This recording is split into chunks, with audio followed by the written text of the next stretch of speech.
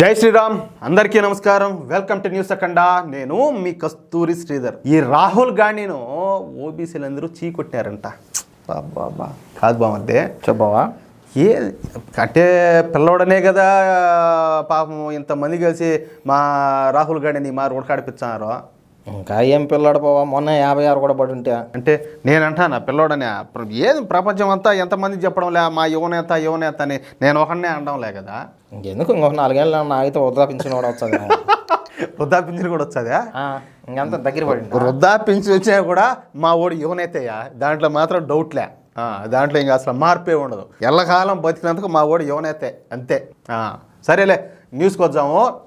గత కొంతకాలం నుంచే హిందువులు తమ మధ్యలో ఉన్నటువంటి విభేదాలను పక్కన పెట్టి అందరూ కూడా ఏకమవుతున్నారు. కులం, వర్గం, వర్ణం, భాష, ప్రాంతం వంటి వాటిని పూర్తిగా పక్కన పెట్టి అందరూ కూడా ఏకమవుతున్నారు. ముఖ్యంగా అయోధ్యలో బాలరాముని ప్రతిష్ట హిందువులందరినీ కూడా ఏకం చేసింది. 500 సంవత్సరాల నాటి కళను నిజం చేసినందుకు హిందువులంతా కూడా బీజేపీ వైపు నిలబడాలని చెప్పి నిర్ణయం తీసుకున్నారు. అదే కాంగ్రెస్ పార్టీకు అశనిపాతంలా దాకింది. సమైక్యమవుతున్నటువంటి హిందువుల మధ్య విభేదాలు సృష్టించాలని కాంగ్రెస్ పార్టీ, అదేవిధంగా ఈ 56 ఏళ్ల యువనేత అయినటువంటి ఫిరోజ్ జహంగీర్ గాంధీ మనవడు ఈ రాహుల్ గాంధీ భావించినాడు. అందుకోసం ఒక మాస్టర్ ప్లాన్ సిద్ధం చేశారు. అదే కులగణన. కులగణన. దేశవ్యాప్తంగా కులగణన చేసి ఓబీసీలకు పెద్ద పేటేస్తానని, ఏది ఇంతెత్తుది పెద్ద పేటేస్తానని రాహుల్ గాంధీ పెద్ద ఎత్తున ప్రచారం కూడా చేస్తా వచ్చినాడు. గత సంవత్సరం జరిగినటువంటి పార్లమెంట్ ఎన్నికల ముందు నుంచి ఈ రాహుల్ గాంధీ ఈ కులగణన అంశాన్ని నెత్తికెత్తుకున్నాడు. అర్థమవుతుందా? ఇక ఎక్కడికి వెళ్ళినా నేను కులగణన చేస్తా, నేను కులగణన చేస్తా, ఓబీసీలకు న్యాయం చేస్తా అంట తిరగసాగినాడు. ఏది నువ్వు న్యాయం చేసేది? ఇప్పుడు హిందువుల్లోనే ఉన్నారు కులాల. హిందువుల్లో కులాలు ఉన్నాయి, క్రిస్టియన్స్లో కులాలు ఉన్నాయి, ముస్లిమ్స్లో కులాలు ఉన్నాయి, సిక్కుల్లో కులాలు ఉన్నాయి. నువ్వు కేవలం హిందువుల విషయంలోనే నువ్వు ఎందుకు మాట్లాడతావు కులగణన అనేసి? ఇదేదో ఈ మధ్య నేను ఒకటిన్నా ముస్లింల్లో బీసీలు అంట. ఏంది ఇదంతా కూడా? ఏంది స్వామి? ఏం జరుగుతుంది ఈడ? సరే, ఇకపోతే ఈ ఓబీసీలకు ఏం చేస్తాడో మాత్రం ఈయన చెప్పడంలే. వాళ్ళను వృద్ధిలోకి తీసుకొస్తాడు. ఈ ఓబీసీలను ఏ విధంగా వృద్ధిలోకి తీసుకొస్తాడో మాత్రం చెప్పడంలే. అసలు ఆయన తెలిసే కదా చెప్పేదానికి. ఏదో మాట్లాడినామంటే మాట్లాడినాం, నోటుకు వచ్చింది మాట్లాడినాం అంతే. ఎందుకంటే అసలు ఒక సామాజిక వర్గాన్ని ఏ విధంగా అభివృద్ధి చేయాలా, అందుకు ఏం చర్యలు చేపట్టాలన్న విషయాలపైన అసలు ఈ రాహుల్ గాంధీకు అవగాహన అనేదే లేదు.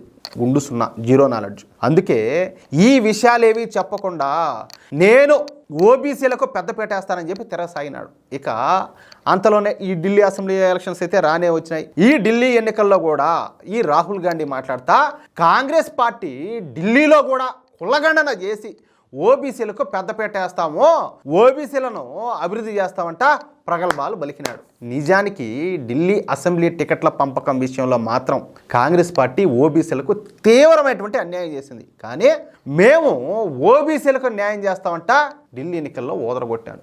నువ్వు టికెట్లు ఇచ్చే విషయంలో నువ్వు న్యాయం చేయలేకపోయినావు, ఇంక నువ్వు ఏం న్యాయం చేస్తావు నువ్వు? అయితే ఢిల్లీ ప్రజలు బాగా తెలివైన వాళ్ళు అనమాట, బాగా చదువుకునేవాళ్ళు, మంచి చెడు విచక్షణ తెలిసిన వాళ్ళు. సహజంగానే నగర ప్రజలు కావడంతో వాళ్ళకు కొంచెం ఈ జనరల్ నాలెడ్జ్, అదేవిధంగా ఈ రాజకీయాలపైన ఒక స్థాయిలో అవగాహన కూడా ఉంటుంది. ఏమంటారా? దీంతో ఢిల్లీ ప్రజలు ఈసారి కూడా కాంగ్రెస్ పార్టీని చీకొట్టారు. ముఖ్యంగా ఓబీసీలు ఈ రాహుల్ గాంధీ వ్యాఖ్యలను ఎంత మాత్రం కూడా నమ్మలా. ఈ యాక్సిస్ మై ఇండియా ఇచ్చినటువంటి సర్వే రిపోర్టు ప్రకారం ఈసారి ఈ ఓబీసీలు భారతీయ జనతా పార్టీ వైపే మొగ్గు చూపించారు. రికార్డు స్థాయిలో 58% మంది ఓబీసీలు ఈసారి బీజేపీకే ఓటేయడం ఇక్కడ విశేషం అనమాట. ఎందుకంటే మొన్నటి వరకు ఓబీసీలు అటు కాంగ్రెస్ పార్టీకో లేక ఆమ్ ఆద్మీ పార్టీకో ఓటేస్తా ఉన్నారు. కానీ ఈసారి ఓబీసీలు రికార్డు స్థాయిలో 58% మంది బీజేపీకి ఓటేయడం అత్యంత కీలకమైనటువంటి విషయం. ఇకపోతే కాంగ్రెస్ పార్టీకు ఈ ఢిల్లీ ఎన్నికల్లో కేవలం 6% ఓబీసీలు మాత్రమే ఓటేశారంట. అంటే ఓబీసీలు రాహుల్ గాంధీ చెబుతున్నటువంటి ఈ కన్నింగ్ వ్యాఖ్యలను ఎంత మాత్రం కూడా నమ్మల. అసలు రాహుల్ గాంధీని కానీ కాంగ్రెస్ పార్టీని కానీ పట్టించుకున్న పాపాను కూడా పోల. మొత్తం మీద ఢిల్లీ ప్రజలు కాంగ్రెస్ పార్టీకు బాగా ఇక నిప్పులు కణ మండుతూ ఉంటాయి కదా, అలాంటి మంట మీద బాగా కమ్మి పెట్టి బాగా కాల్చే వాతలు పెట్టేట్టు చేశారు. అర్థమవుతుందా? మామూలు దెబ్బల రేపు రిజల్ట్ రాని ఎట్టుంటుందో చూద్దాం, రేపు కదా ఉండేదా. సూపర్గా ఉంటుందిలే రేపు మంచి మజా వస్తుంది. మిత్రులారా, ఈ న్యూస్ కనుక మీకు నచ్చినట్లయితే ఈ న్యూస్ నలుగురికి షేర్ చేయండి. అదేవిధంగా ప్రతి ఒక్కరు కూడా మీ యొక్క అమూల్యమైన అభిప్రాయాలను ఖచ్చితంగా కామెంట్ చేయండి. ఇంకొక మాట, ఇంతవరకు మన ఛానల్ సబ్స్క్రైబ్ చేసుకోకపోతే ప్రతి ఒక్కరు కూడా సబ్స్క్రైబ్ చేసుకోండి. ప్లీజ్ సపోర్ట్ చేయండి. మీ సపోర్ట్ మాకు చాలా చాలా చాలా అవసరం. జై శ్రీరామ్.